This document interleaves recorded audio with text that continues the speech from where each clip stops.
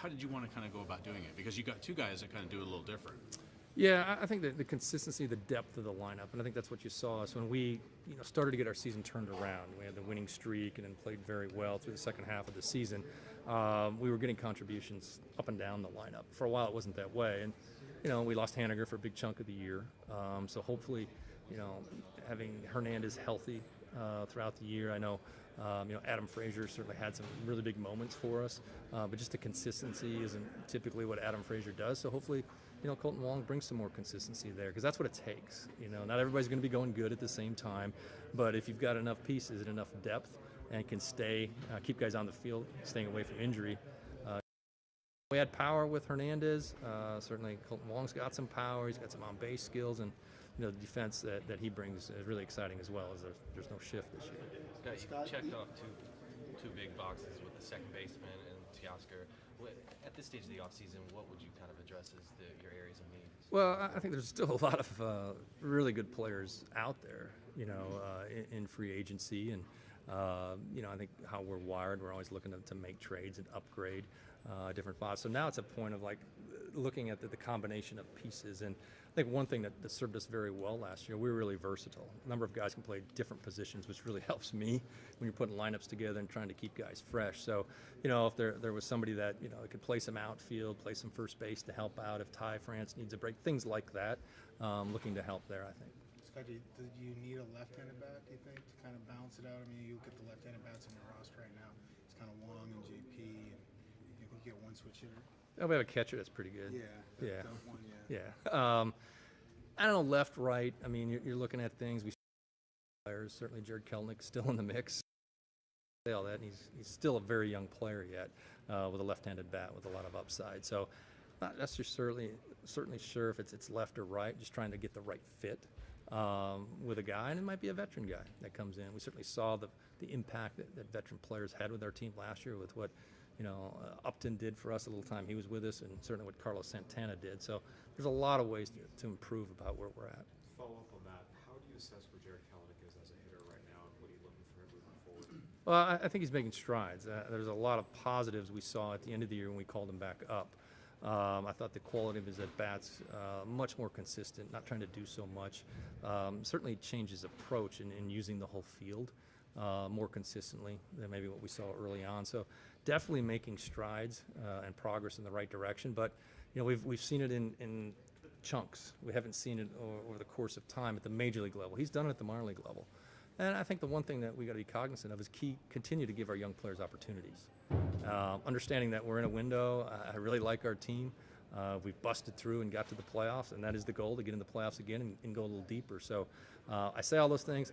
I still want to give our young players an opportunity to take it and run with it. He'll get the opportunity. What role do you see him playing for the team next year? He'll come to spring training and compete for a job. How do you feel about the way the division is shaping up? You've got the Rangers being aggressive, the Astros again being aggressive, the Angels are making some moves.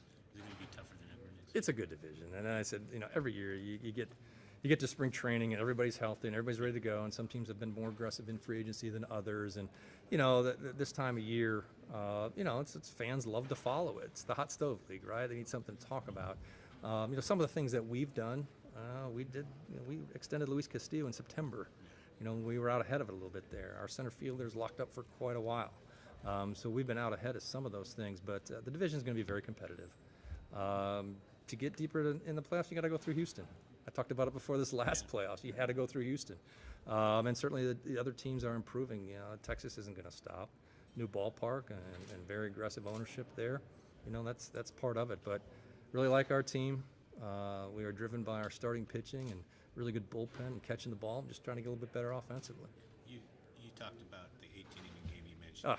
Yes. Going through Houston, you came so close this year. How long did that linger with you, those games? And pretty long. Yeah. I gotta be honest. You put so much of your soul into it, and not just me, but coaching staff, the people in the front office, let alone what our players put into it. So, when you break through, which was critical, we needed to do that this year, and we were able to get it done. And I said at that moment that the team wasn't done. I thought we had the ability to go deep in the playoffs, and unfortunately, we got locked up against the World Series champs. And that was it. But every game was winnable. You can't go back and play them again. You can only look forward, and I think what we'll see is the growth from our team and our players having gone through that is really going to benefit it going forward. I say all that, and every team is different. We saw it this year. We got off to a slow start this year because we just thought maybe we'd have some of the carryover from 2021, and that wasn't the case. Every team kind of has to start over and create your own identity, and I'm looking forward to that. But I think the experience our players gained through the playoffs is going to help us a ton. Scott, you mentioned your young starting pitching. We talked about their innings throughout last season, but just like with where they're at and how much innings they accumulated, what do you kind of see from a workload standpoint, how you approach their season this year? They carried the workload just awesome throughout the year. We were very concerned about George, making it through the year. I thought, Logan kind of the dip a little bit into August, but he turned it on in September, which is great to see. And those are the two guys we were worried about. I thought Munoz had plenty in the tank right till the end. So those guys will learn how to manage. And it's not so much the innings load, it's what's going on between the innings. I think Logan adjusted his program quite a bit.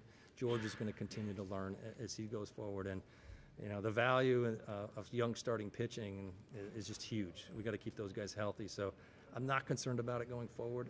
I think the fact that they've checked that box and now they can look on, you say back of the baseball card, now it's Baseball Reference, but they can see that they've made it through a full major league. They've stayed healthy. They put some bulk innings up there, and they can build upon that.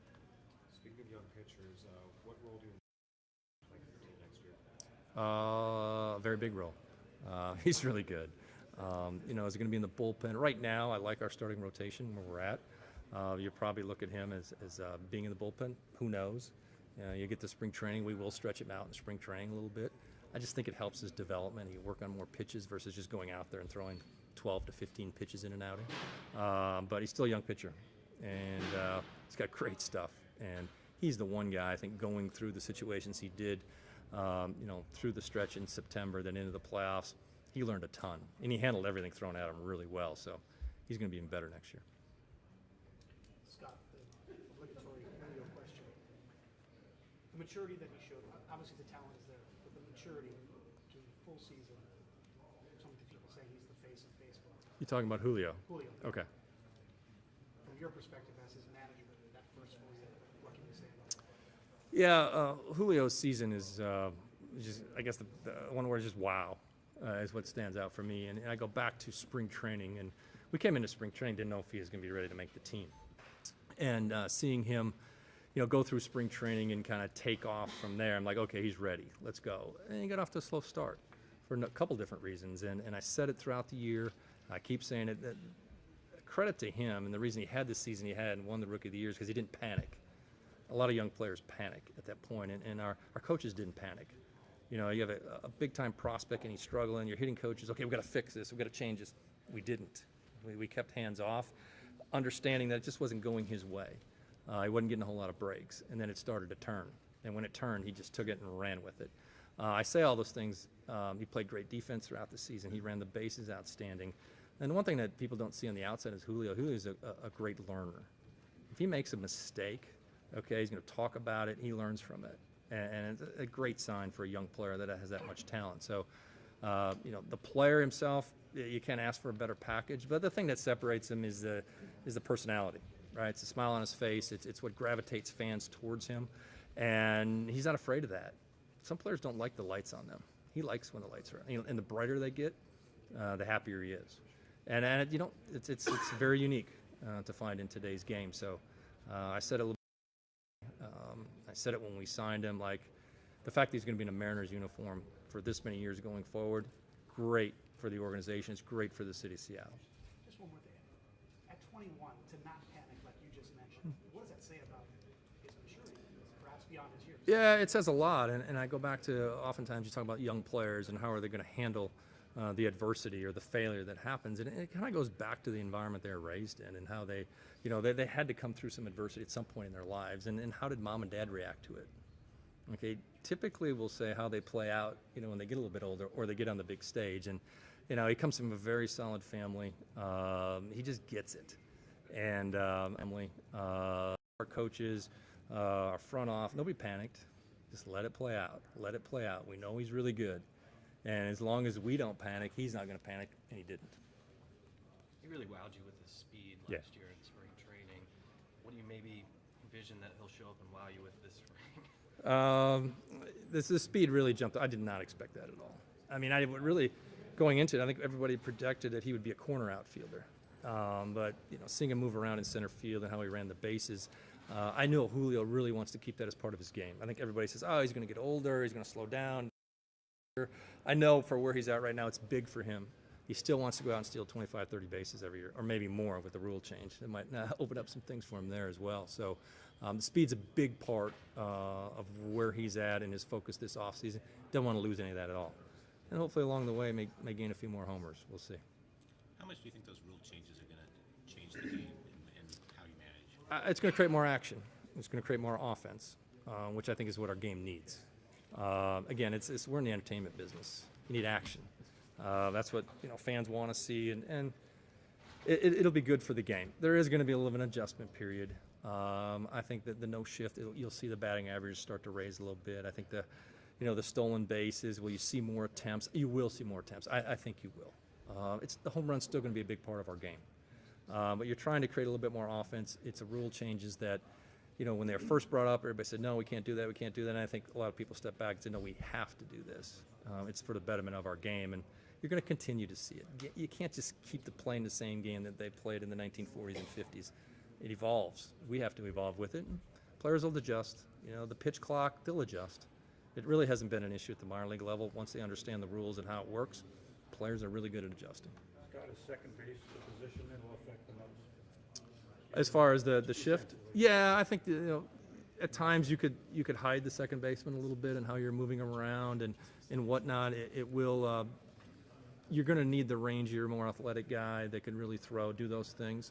And I said something earlier too. I still think there'll be teams out there that'll try to adjust their outfield. And if you've got a guy that can play some infield, he may all of a sudden be in a different spot in the field. And you look up there, and there's really only two outfielders out there. Teams will play with it. That's what we do. We're looking for the competitive edge. So I don't think anything will surprise us when we get to spring training. A lot of teams will be trying some things out. People have said that Santana is a guy who could really be benefited by that with the no shift. Is there anyone on your team now that you see could be? Yeah, I think the guys will benefit most from the lack of the shift will be Jared Kelenic and Cal Raleigh, obviously the left-handed hitters.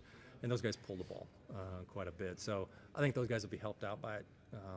I know Cal will a bunch as well. I think of all the balls he hit hard, where that second baseman's in short right field, and it's an automatic out. On the flip side, our pitchers will be disappointed because I think early on when shifting first came in to the league, we were one of the more aggressive teams early on and had a number of pitchers throughout the years who fought it, did not want it. This is BS.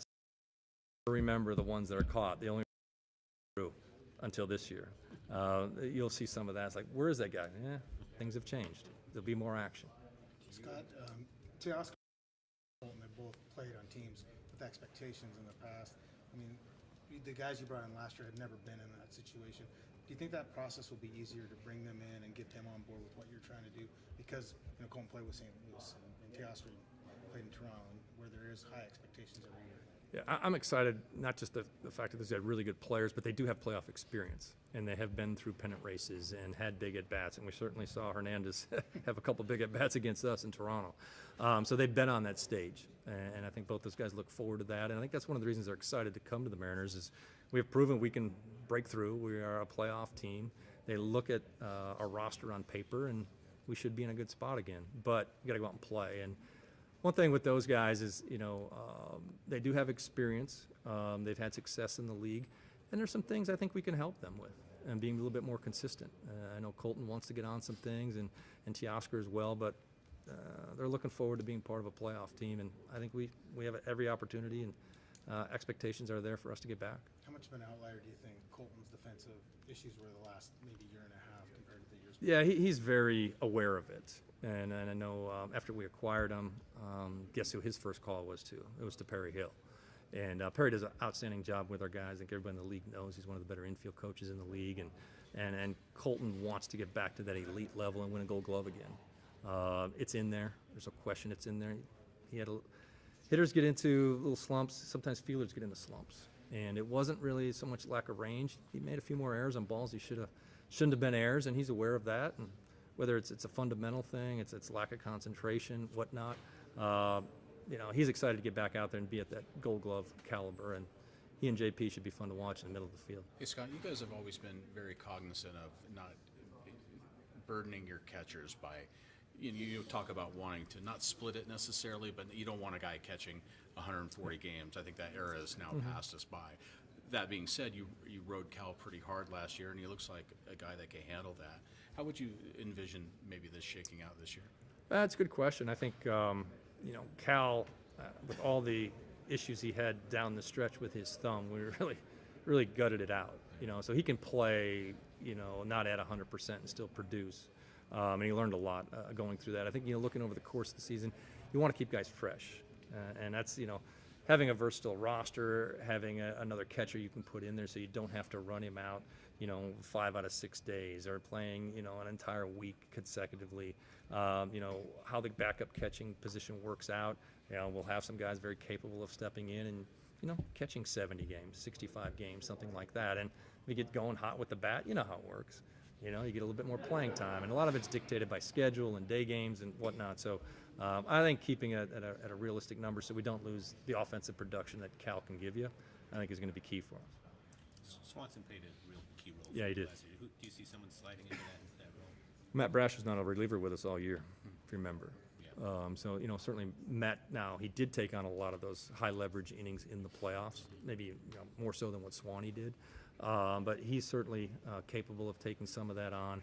And I think every year, you look at bullpens, and bullpens, there's some guys you count on. They're really good one year, and maybe they fall back a little bit and somebody else steps up. And for us, it's been coming from our minor league system. And I think we have a couple other guys there that people don't know about yet. They could end up playing roles for us as next year. I mean, a year ago, Penn Murphy on anybody's, people don't know.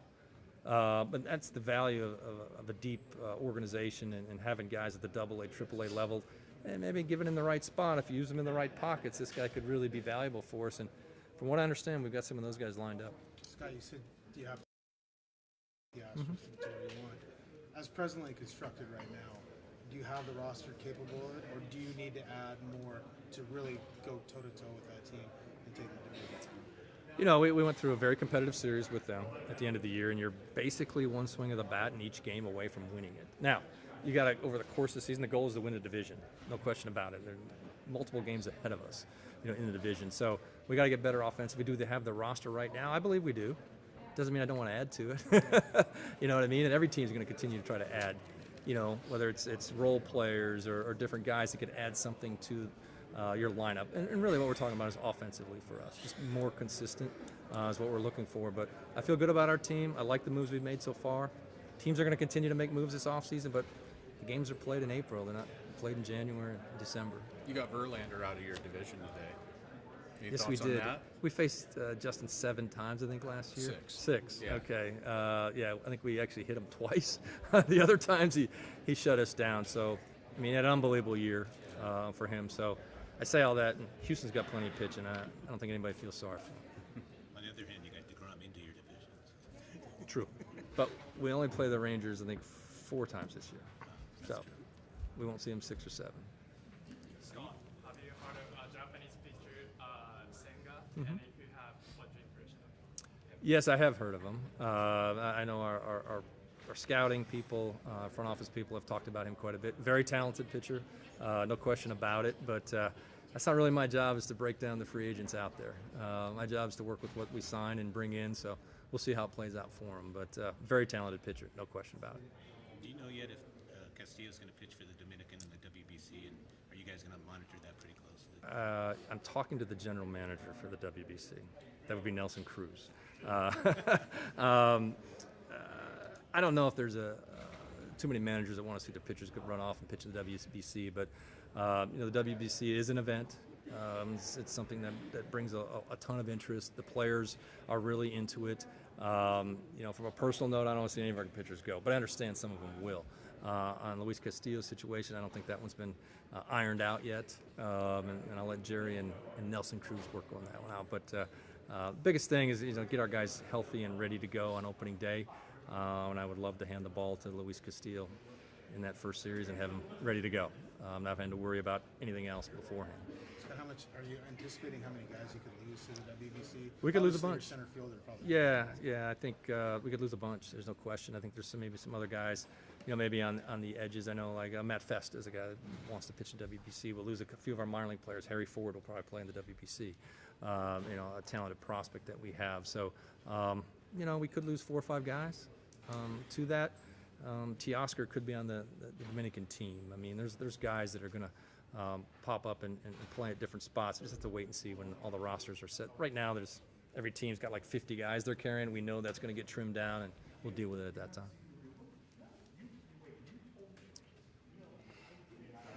All good? Thank you. Packers. Thank you. No, you can't. No. Nah, it's been one of those years. Not here. Hey, girl with the pink hair showed up. How you doing? Great to see you. Grab you for a sec. Sure. I'll walk and talk with you because I know you got Okay. radio, I assume.